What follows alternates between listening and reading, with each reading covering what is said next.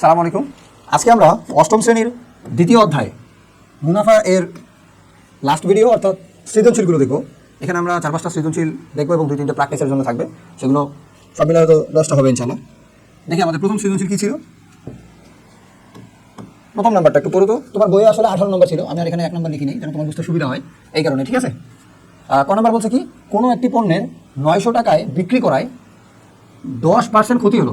মানে সে কত টাকা দিয়ে কিনছে এটা আমাদের কাছে এটা বলতেছে না, বলে বলতেছে যে আমি 900 টাকা দিয়ে বিক্রি করলাম। তখন সে হিসাব করে দেখলো একটু পর যে সেটি 10% ক্ষতি হয়ে গেছে তার তাতে ওই বিক্রয় মূল্যে। আচ্ছা, দ্রব্যটির ক্রয় মূল্য কত? খুবই simple and easiest, I think তোমরা এটা অনেক ভালো পারো।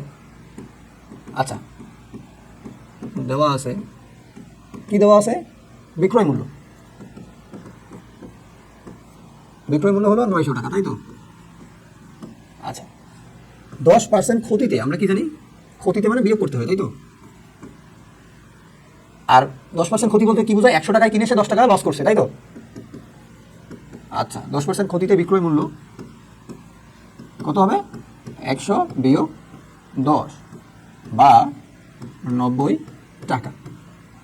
এর দ্বারা আমাদেরকে বোঝাইতেছে আমি যদি 100 টাকায় কিনতাম তাহলে 10 টাকা লস হলে মানে 90 টাকায় বেচতাম, এটা কি না? দেওয়া যাবে, দুটোই রাইট। এখন বলো তো, আমি যদি 100 টাকায় কিনে 90 টাকা বেচতাম তাহলে না 10 টাকা ক্ষতি, 10% হতো। ওকে, তাহলে বিক্রয় মূল্য, হ্যাঁ, বিক্রয় মূল্য 90 টাকা হলে ক্রয় মূল্য 100 টাকা হতো না, যেহেতু 10% বলা আছে। আচ্ছা, এখন আমাকে বলো তো, অতএব বিক্রয় মূল্য 1 টাকার ক্ষেত্রে ঘটনাটা কি হইতো? ক্রয় মূল্য কত হইতো? হ্যাঁ, 100 ভাগ 90 টাকা সমান সমান দ্বিতীয়টা থেকেই শুরু করা যায়, কারণ এখানে একটা প্রসেস আছে, এই কারণে দ্বিতীয়টা থেকেই শুরু করা যাবে। একবারে 3 নম্বরটা লিখে সেটাও রাইট, আমরা এভাবেই করে আসতাম। ইভেন গাইডেও দেখবো যে প্রথমটাতে দেওয়া নাই, দ্বিতীয় এবং তৃতীয় লাইনে দেওয়া আছে। তারপর দেখো, তোমার যদি বিক্রয় মূল্য 900 টাকা হয়, সে বলছে 900 টাকায় বিক্রয় করায়, তার ক্রয় মূল্য কত ছিল? যেহেতু 10% ক্ষতি হয়, তাহলে কত হবে? 100 সাথে গুণ হবে 900, তাই তো? আর নিচে হবে 90, 90-এর সাথে 10 গুণ করলে 900, 10 আর 100 গুণ করলে,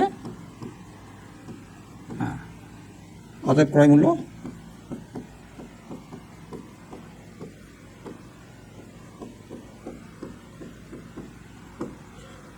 আশা করি তোমাদের ক নম্বরে কোনো সমস্যা থাকার কথা না। তোমরা একদম অনেক লোয়ার ক্লাসে আরও পড়ছো না, 5, 6, 7। আচ্ছা, কি বলতেছে যে আনিস সাহেব 12,000 টাকা নির্দিষ্ট হার সরল মুনাফায়, R% তুমি যদি সরল মুনাফায় রাখো, আনিস সাহেব আচ্ছা, আনিস সাহেব রাখতেছে 12,000 টাকা R% মুনাফায়, সরল মুনাফায় ব্যাংকে টাকা রাখছে। 5 বছর পরে তিনি, ভালো করে বুঝো, 5 বছর পরে এই টাকাটা রিটার্ন পায়। তার মানে কি? এটা তার মুনাফা এবং আসল একসাথে রিটার্ন পায় নাকি? আচ্ছা, উদ্দীপকে উল্লেখিত মুনাফার হার নির্ণয় করো, এবং সেটা ছিল সরল মুনাফায়, ঠিক আছে। তাহলে আমাদের খ নম্বর কি বলতেছে? আমরা জানি, আমরা তো মুনাফার সূত্র জানি, তাই তো? সেখান থেকে আমরা সবগুলো রাশি নির্ণয় করতে পারি, এবং এরকম বেসিক ম্যাথ সহ করে আসছিলাম, এটা তো মনে আছে, তাই তো? আচ্ছা, আজকে কেন জানি কয়েলের ধোয়ার পরিমাণ রুমে অনেক হয়ে গেছে, তো যার কারণে মনে হয় এরকম লাগতেছে ধোঁয়াশা। বলো তো আমাদের কাছে এখানে কী কী দেওয়া ছিল? এখানে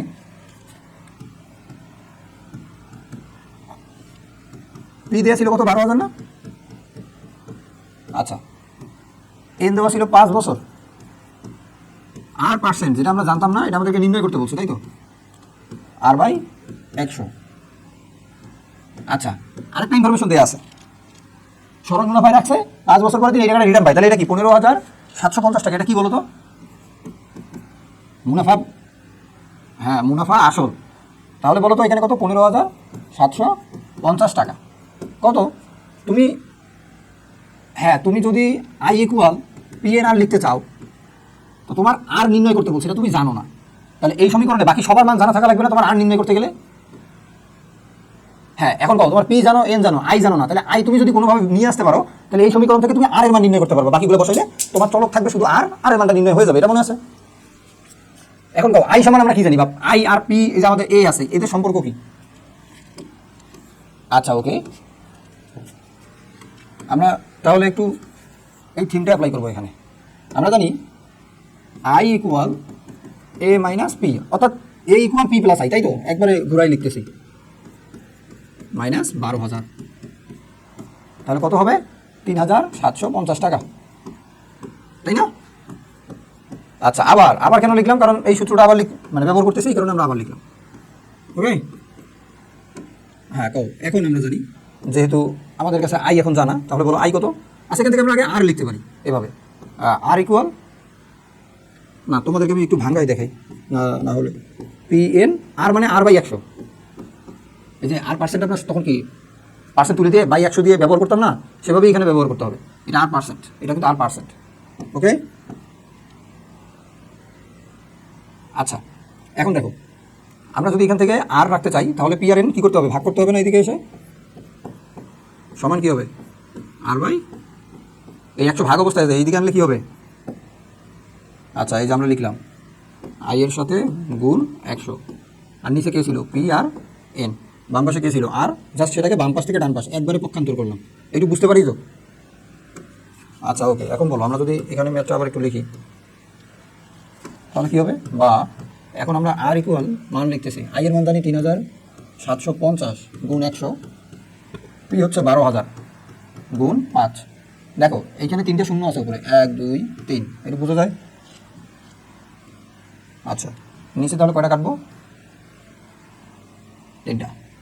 এই দেখো 5 দিয়ে আমরা এটা কাটতে পারতেছি, 5 7 35, 2 10 5 25,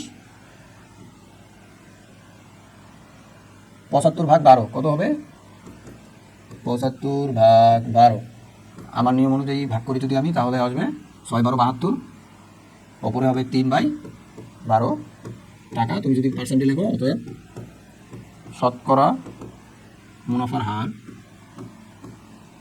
শতকরা বা ফির মুনাফার হার লিখতে হবে না, এত পেশাল না কইরা এক শব্দে পার করো। মুনাফার হার 6/3/12,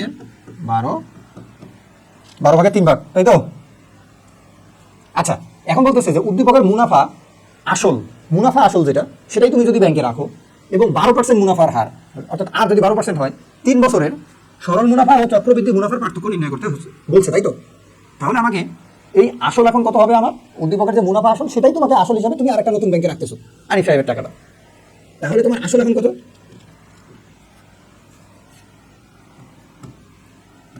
যে মুনাফা আসল ছিল সেটাই এখন তোমার আসল, পি ইকুয়াল 15,750 টাকা। এত টাকা যদি তুমি ব্যাংকে রাখো, এন ইকুয়াল কত?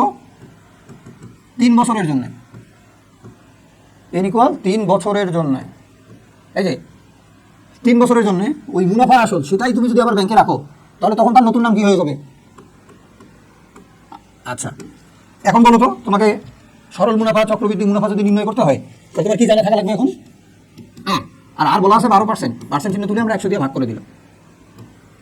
ওকে, এখন বলো আমরা প্রথম অংশে কি নির্ণয় করব?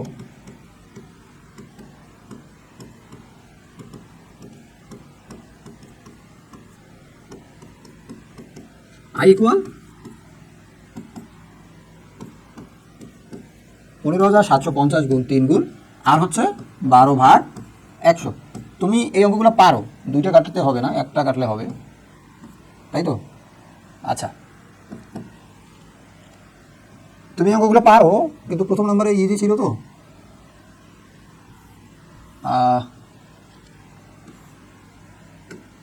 আচ্ছা বলো, আমাদের ছিল 15,750 ইন্টু 3 ইন্টু 12, রেজাল্টকে 10 দিয়ে ভাগ। হ্যাঁ কী করলাম? হিস্ট্রি দেখা যায় না। ওকে, 15,750 থেকে একটা শূন্য বাদ গেছিল, গুণ 3 গুণ 12, 56,700, 10 দিয়ে ভাগ করলে আর একটা শূন্য বাদ যাবে, তাই তো?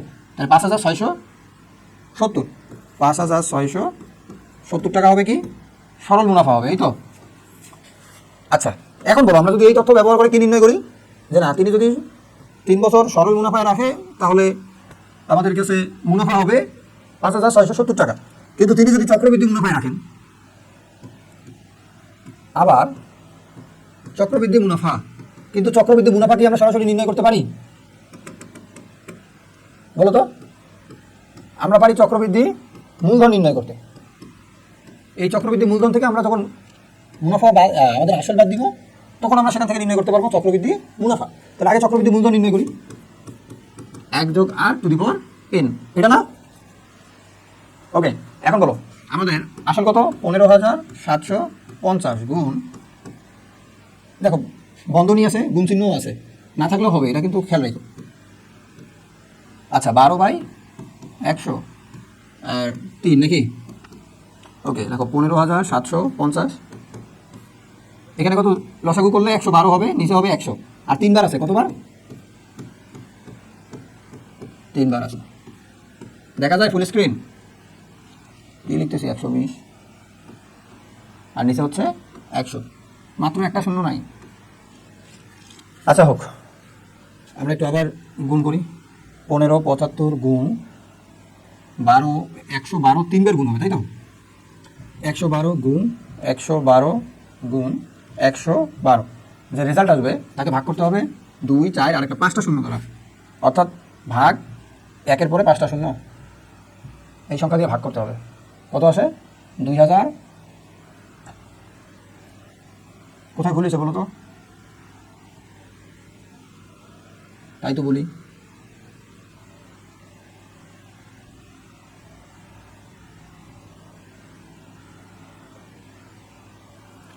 পনেরো 75 গুণ 112 গুণ 112 গুণ 112 রেজাল্ট, ভাগ 1-এর পরে 1, 2, 3, 4, 5, 22,100,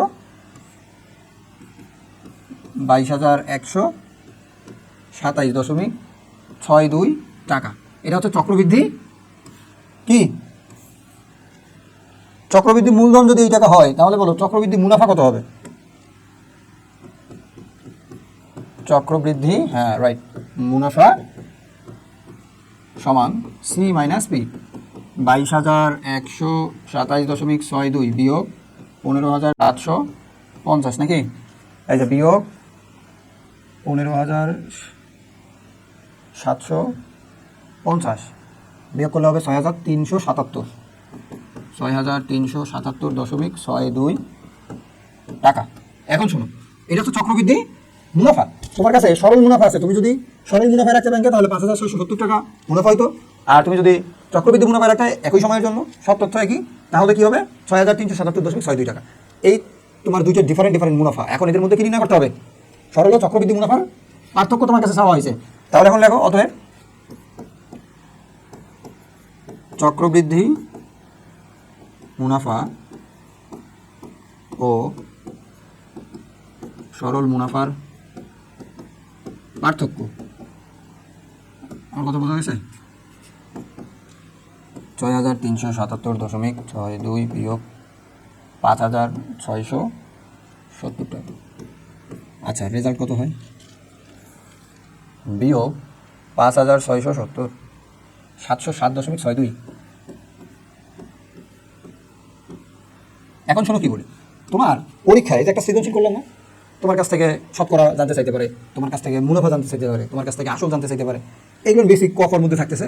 এরকম পার্থক্য কিংবা চক্রবৃদ্ধি মুনাফা হারে কত বছর পরে ওই পরিমাণ অ্যামাউন্ট দেওয়া থাকবে সেটা বলা থাকবে। ওখান থেকে তোমাকে পার্থক্য মানে মুনাফার হার মানে আর নির্ণয় করতে বলতে পারে, অথবা কত টাকা রাখলে আসল নির্ণয় করতে বলতে পারে।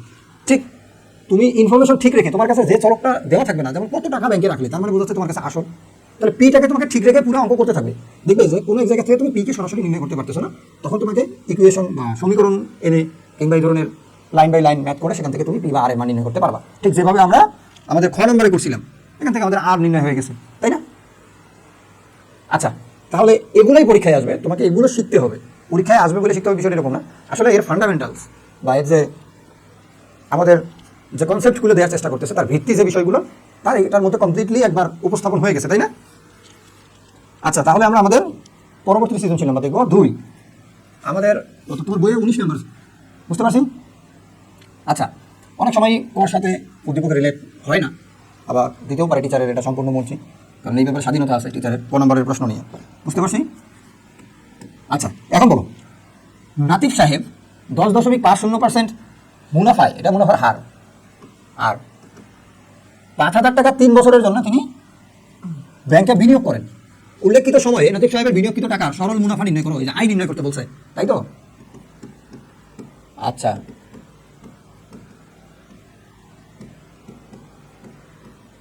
সরল মুনাফা, তাহলে সরল কথাটা লিখে দিও, আরো ভালো।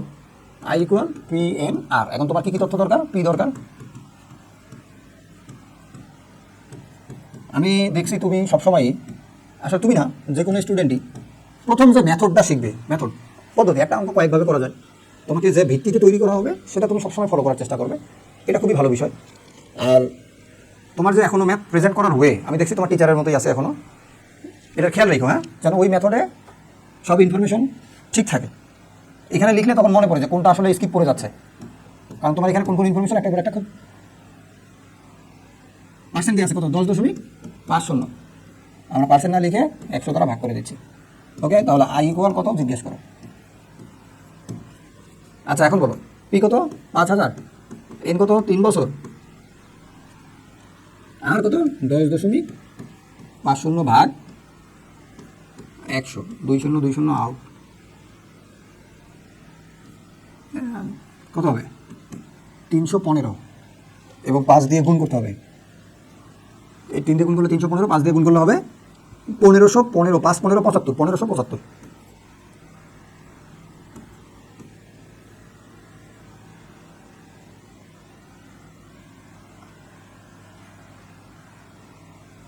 আচ্ছা, এটা কেন হবে তো ক্যালকুলেটর দিয়ে একবার করে দেই, অর্থাৎ তুমি গুণ করলে এটাই হবে, হ্যাঁ।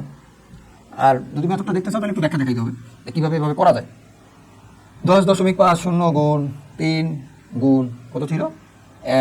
5000 ছিল, গুণ 5000, 1 2 3, 5000 রেজাল্ট এনে ভাগ 100, এই যে 1575। আমি এই দশমিকটা কেন কাজ করি নাই? এই যে শূন্যওয়ালা সংখ্যা দ্বারা যদি আমরা দশমিকওয়ালা সংখ্যারে গুণ করি, দশমিক ডানে যাবে, তখন আমি 10.5 105 বলছি, কারণ এখান থেকে আমি একটা শূন্য তখন বাদ দিছি। ক্লিয়ার?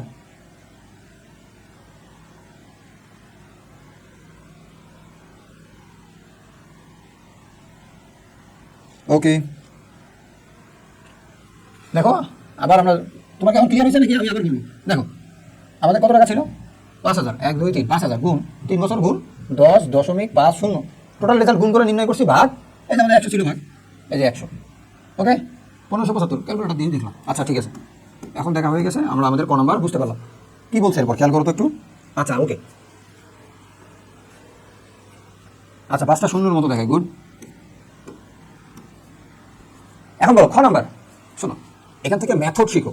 এই সংখ্যাগুলো তো পরীক্ষায় ছাড় দিবে না, না, কোনো টিচার সরাসরি বই থেকে একটা প্রশ্ন উঠাই দেবে না, সংখ্যাটার অন্তত পক্ষে পরিবর্তন করবে।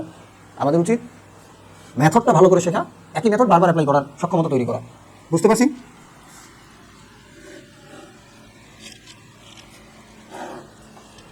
আচ্ছা, এখন দেখো আমাদের খ নাম্বার কি বলতেছে, যে দ্বিতীয় বছরান্তে, প্রথম বছর না, দ্বিতীয় বছরের শেষে নাতিব সাহেব চক্রবৃদ্ধি মুনাফা কত পাবে নির্ণয় করো।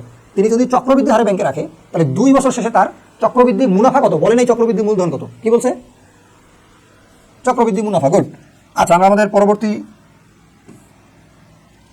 হ্যাঁ এখন বলো কি বলো আছে এখানে, একটু পড়ো দেখি। আচ্ছা ওকে, তাহলে আমরা জানি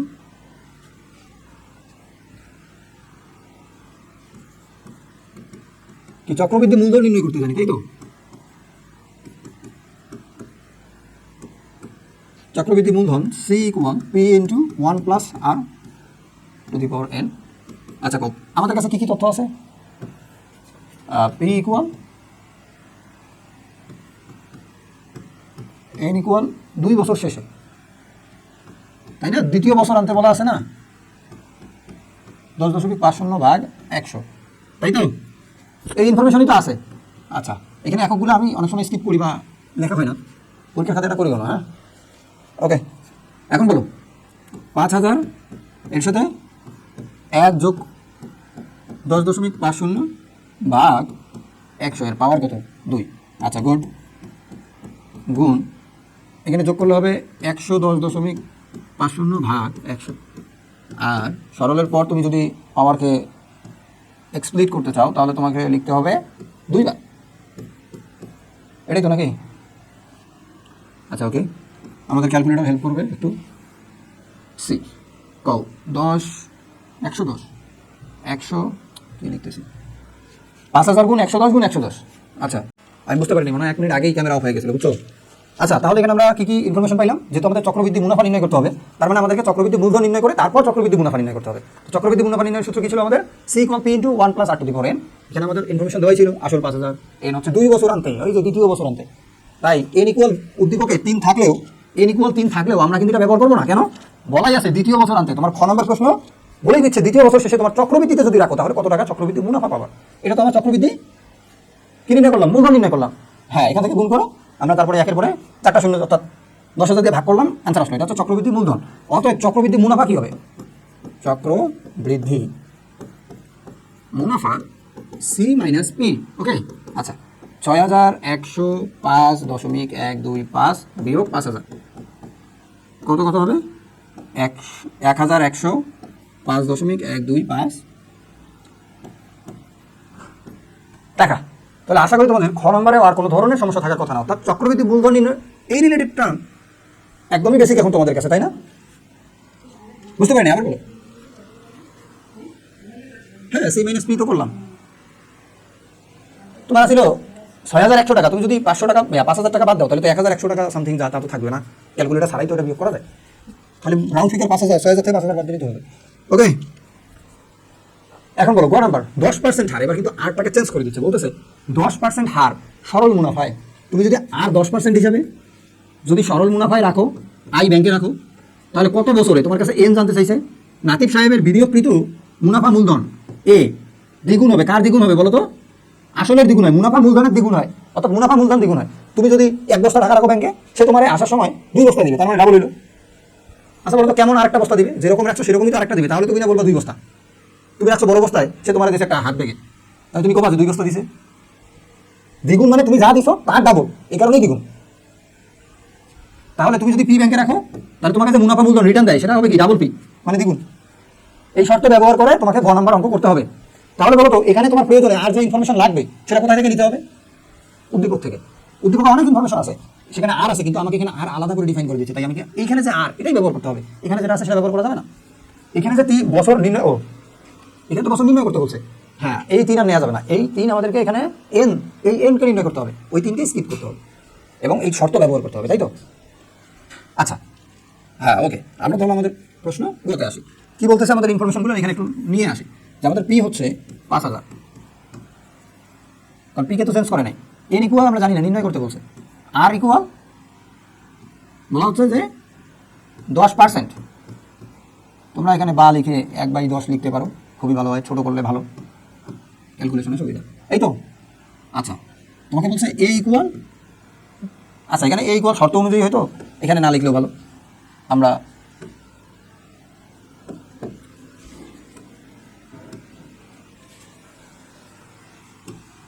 ক্লিয়ার, এই মেথডটা শিখে ফেলছি, বুঝছো বাবা, আর ভয় নেই। এখন দেখো, আমাদের কাছে বলা আছে যে আমাদেরকে সরল মুনাফায় কোন হিসাবে রাখতে হবে ব্যাংকে? সরল মুনাফায় আই। তুমি যদি আই নির্ণয় করতে চাও, PMR, তাহলে তোমার কি কি জানা থাকা লাগবে? দেখো, তোমার আই জানা থাকা লাগবে, পি জানা থাকা লাগবে, আর জানা থাকা লাগবে। তাহলে তুমি যেটা জানো না সেটার মান নির্ণয় করতে পারবা। তুমি কি কি জানো? পি জানো, আর জানো, জানো না কি? মুনাফা জানো না। এখন দেখো, মুনাফা যে জানো না এই জন্য কিন্তু শর্ত দেওয়া আছে। কি শর্ত? প্রশ্ন মতে। হ্যাঁ, রাইট। তাহলে আমরা কি করবো? এই অংশটা নিয়ে আগে কাজ করতে পারতেছি না, আমাদেরকে আগে মুনাফা নির্ণয় করতে হচ্ছে। এই জন্য আগে লিখতে হবে মুনাফা, মানে শর্ত অনুসারে। শর্তানুসারে, এখানে শর্তানুসারে লিখলে এই অঙ্কের যে মানে উপস্থাপনের মান সেটা কি পরিবর্তন হয়ে যাবে? না। কেউ যদি সূত্র দিয়ে লেখে, দুটোই না, তবে আমরা সূত্র দিয়ে লিখবো, কারণ এক সূত্র আমরা 2বার ব্যবহার করবো না। এই যে সূত্র তো এই লাইনটাকে আমরা 2বার ব্যবহার করবো। আমরা জানি দিয়ে শুরু করবো, আমরা এখানে আবার ব্যবহার করবো। দেখো তো, আমরা জানি এ ইকুয়াল কি? পি প্লাস আই না? আচ্ছা, এখন যদি বলি, হ্যাঁ, শর্ত অনুসারে, এখন আমরা যদি লিখি যে বা এ হচ্ছে 2P শর্তানুসারে। হ্যাঁ, আর যদি এখানে শর্তানুসারে লিখতাম তাহলে একবারে লিখতে পারতাম। এখন বুঝতে পারছি পার্থক্য? তাহলে এখানে দেখো 2P equal P plus I. Okay, তাহলে এখান থেকে 2P, এদিকে P নিয়ে আসো। আমার কথা কি বুঝতে পারছি? আচ্ছা, আই ইকুয়াল কি হবে? পি। তার মানে পির জায়গায় তুমি আই ব্যবহার করবা, আই এর জায়গায় পি ব্যবহার করবে। ওকে, আচ্ছা, আবার তাহলে এখন আমরা এই সূত্র ব্যবহার করতে পারি, বলো এই সূত্র আমরা ব্যবহার করতে পারি এখন। আচ্ছা এখন বলো আমরা আই এর জায়গায় কি লিখবো, পি, আর পির জায়গায় পি থাকবে এন আর, এরকম হলো না এখন।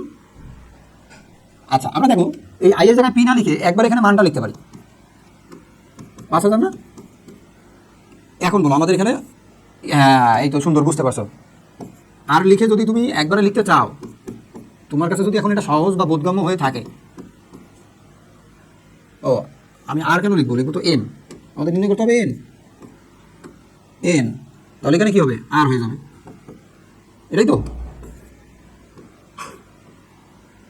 আচ্ছা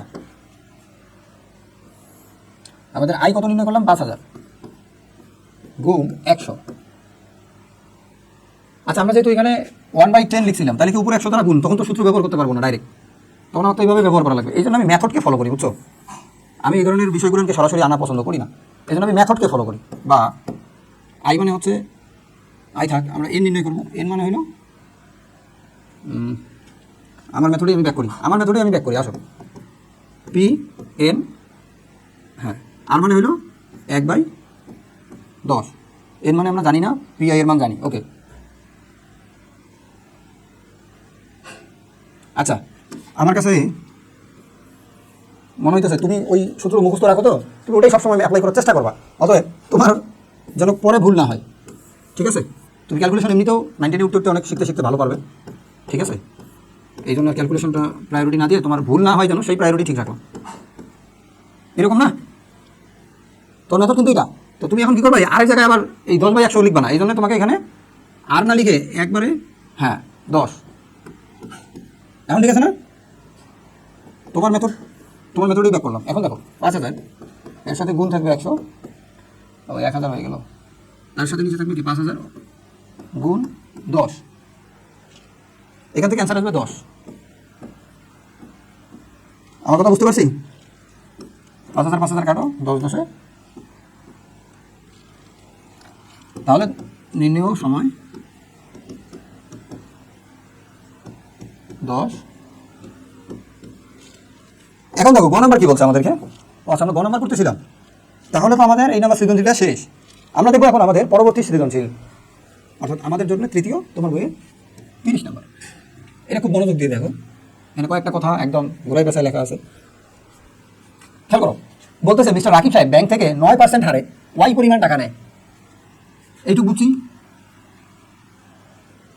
আচ্ছা 5% হারে জেড পরিমাণ টাকা ঋণ নেয়, তার কয়টা পার্ট পাইছো কও।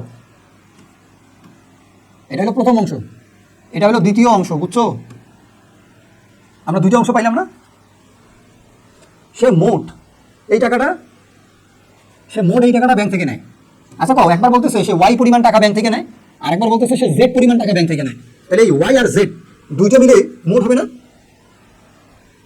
ওকে, বছর শেষে 2,840 টাকা সে মুনাফা পরিশোধ করলো।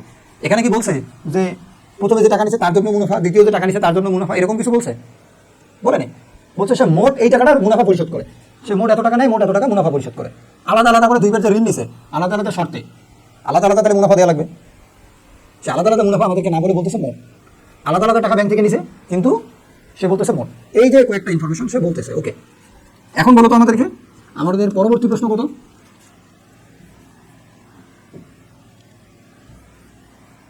আচ্ছা পরবর্তী প্রশ্ন ক নাম্বার কি বলতেছে? 5% সরল মুনাফা হারে সম্পূর্ণ ঋণের ওপর 2 বছরের মুনাফা কত? দেখছো, উদ্দীপকটাও ব্যবহার করছে, আবার ওরা নিজেদের মতো শর্ত আবার আরোপ করে দিছে। তাহলে ভালো করে একটু মনোযোগ দিতে হবে। আচ্ছা দেওয়া আছে না, আমরা জানি দিয়েই শেষ করে ফেলি। আমরা কি জানি বলো তো, 2 বছরের মুনাফা কত? সরল মুনাফা হারে, সরল মুনাফা আই ইকুয়াল পি এন আর, তাই তো। ওই যে সম্পূর্ণ ঋণের উপর, সম্পূর্ণ ঋণ কত টাকা নেয় সে? ইয়েস, তাহলে বলো পি ইকুয়াল 5, 6, 3, 0। আর সে কত বছরের জন্য ক নম্বরে নির্ণয় করতে বলছে? 2 বছরের জন্য। হার কত? আর ইকুয়াল 5/100, এই তো। কও, এই যে 5, 6, 3, 0 গুণ 2 বছর গুণ 5 একটু ঘিজি হয়ে গেল নাকি? আচ্ছা, যারা লিখে ফেলছি একটু ক্যালকুলেট করে নিও। এখন বলো, খ নাম্বার বলছে ওয়াই এর মান নির্ণয় করো।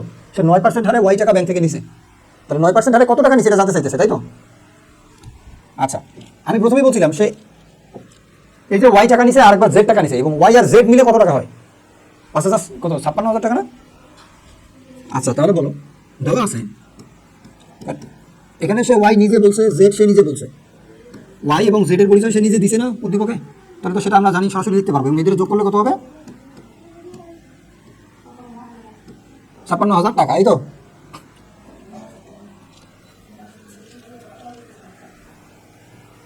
আচ্ছা, এইখানে আনসার তুমি করে নিও, সমস্যা নেই। এখন বুঝতেছি কিনা যে 56,000 কিভাবে হয়? আমরা বুঝতেছি 56,000 কিভাবে লিখলাম, ওয়াই প্লাস জেড। এখনো বুঝো নাই?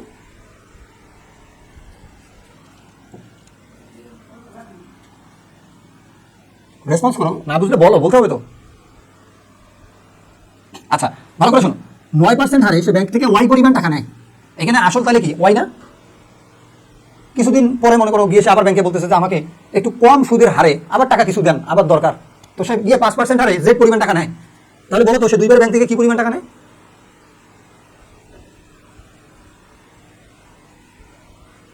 হ্যাঁ, একবার সে জেড পরিমাণ টাকা নেয়, একবার সে ওয়াই পরিমাণ টাকা নেয়। তাহলে ওয়াই আর জেড যোগ করলে কি হবে? Y plus Z. আবার নিচে বলে দিচ্ছে সে মোট 56,000 টাকা নেয়। এখন বলো তো ওয়াই প্লাস জেড কি 56,000? ওকে, গুড। এখন বলো তো আমি ওয়াই প্লাস জেড ইকুয়াল 56,000 লিখতে পারি, এটা তার দেওয়া আছে না আমার কাছে? হ্যাঁ, এখন আসো, বলতেছে ওয়াই এর মান নির্ণয় করতে হবে, তার মানে তথ্যগুলো ব্যবহার করে ওয়াই এর মান নির্ণয় করতে হবে। আচ্ছা, এখন দেখো, তুমি যদি প্রথম অংশের জন্য মুনাফা নির্ণয় করতে চাও, কেন? কারণ তোমার মুনাফার একটা ইনফরমেশন দেওয়া আছে তোমার কাছে, যে মুনাফা দেওয়া আছে। আবার দ্বিতীয় অংশের জন্য মুনাফা নির্ণয় করতে চাও, তাহলে দুইটা মুনাফা যোগ করে তুমি যদি বলো যে এই টাকাটা আমার ব্যাংকে মুনাফা হিসেবে রিটার্ন দেওয়া লাগবে, তাহলে সেই টাকার পরিমাণটা এটা। বুঝতে পারছি? তাহলে তোমার দুই জায়গা থেকে মুনাফা নির্ণয় করে বলতে হবে তাদের যোগফল হলো এটা, রাইট? আচ্ছা, এখন বলো, আমরা জানি এখানে একটা লাইন লিখতে হবে, তো এখানে একটু স্পেস দিই তোমার।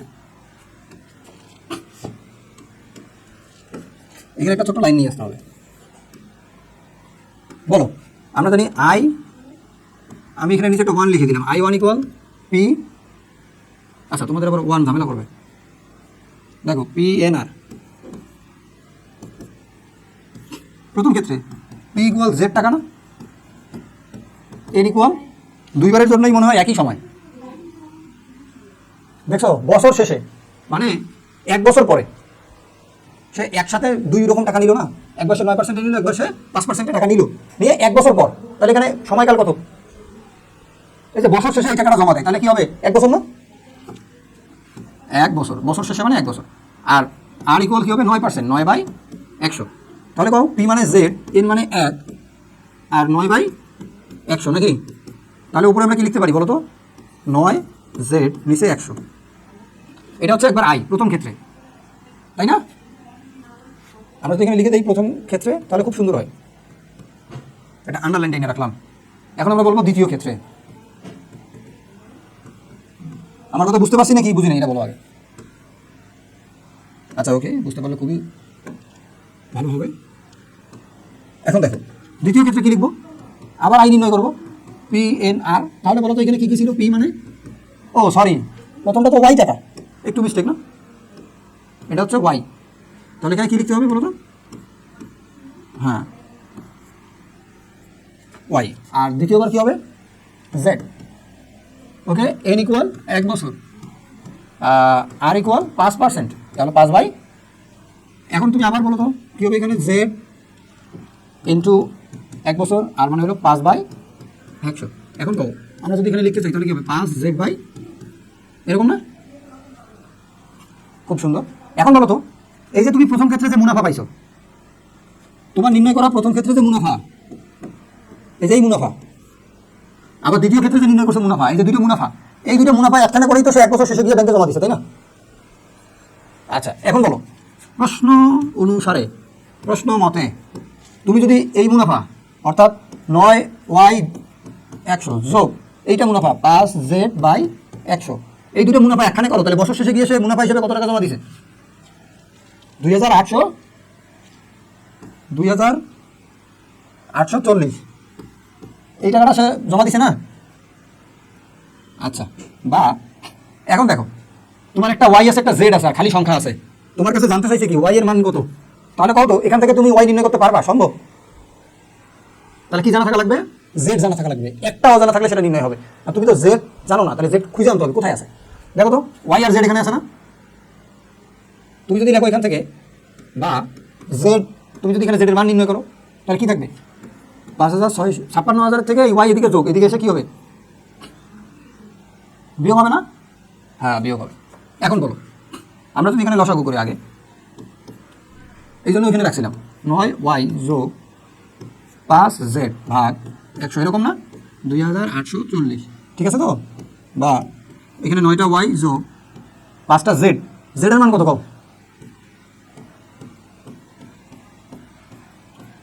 আচ্ছা এইদিকে 100 ভাগ ছিল, ডান পাশে গেলে কি হবে? এইটু ক্লিয়ার তোমার কাছে নাকি আনক্লিয়ার আছে কিছু? কত ক্লিয়ার না, এমন কোনো বিষয় আছে তোমার কাছে? Okay good. এখন বলো আমাদের কাছে এই যে এই রাশিতে দেখো তো ওয়াই আর ওয়াই আছে, আর কোনো অজানা চলক আছে? তাহলে এখান থেকে আমাদের ওয়াই নির্ণয় হবে ইনশাল্লাহ, তাই তো? আচ্ছা, যখন এই অবস্থায় আসবা তখন মনে মনে একটা হাসি দিয়ে আল্লাহ শুকরিয়া আদায় করো, আলহামদুলিল্লাহ পারছি। 5 গুণ 5 6 0 0 0 মাইনাস 5y সমান এরকম না? আচ্ছা এখন দেখো আমরা যদি পরের পেজে যাইতে চাই, একটা নতুন পেজ দিই মাঝখানে, কেমন?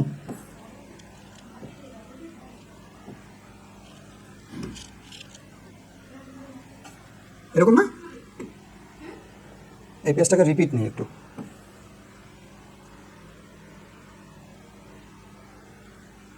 আচ্ছা ওকে, আমাদের রিপিট হয়ে গেছে।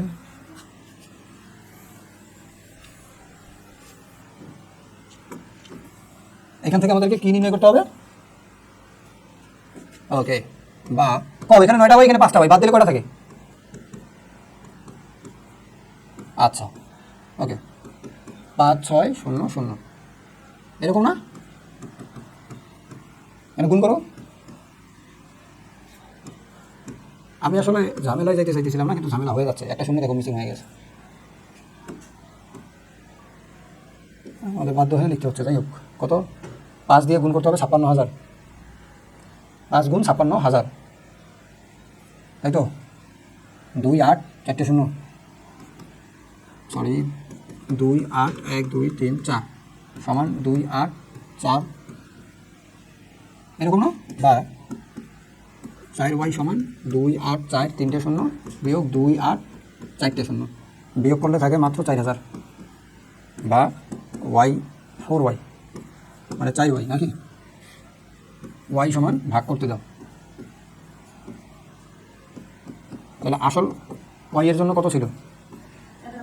আমি মনে ভুল করলাম না, এত কম হয়তো না, 56,000, এখানে 10,000 হবে হয়তো, নাকি? বুঝতেছো? দুইটা মিলে তো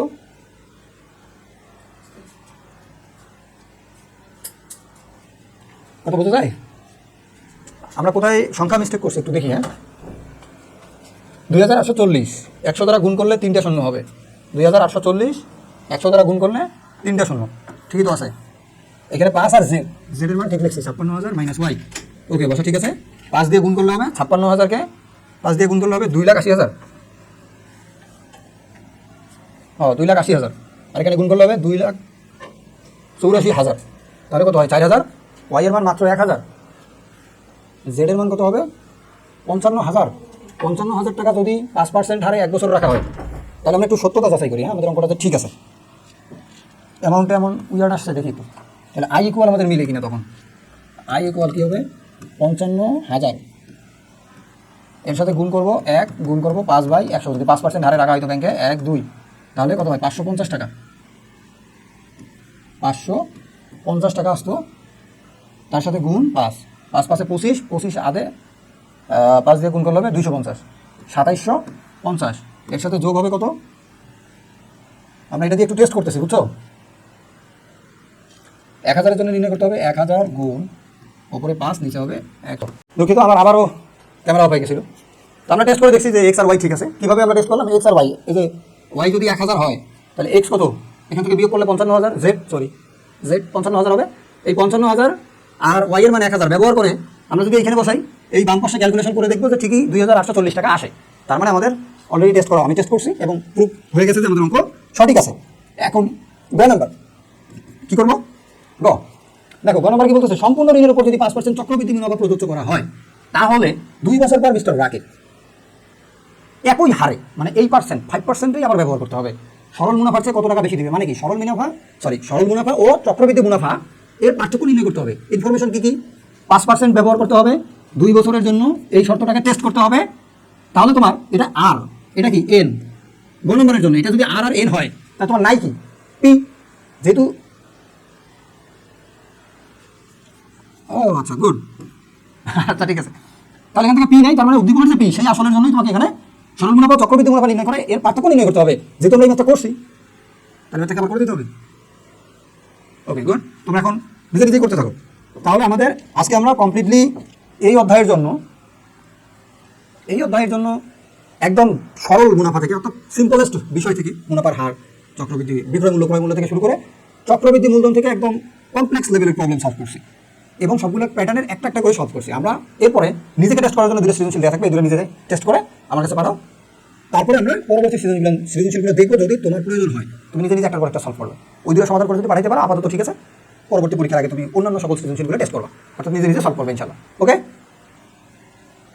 আচ্ছা, আল্লাহ হাফিজ।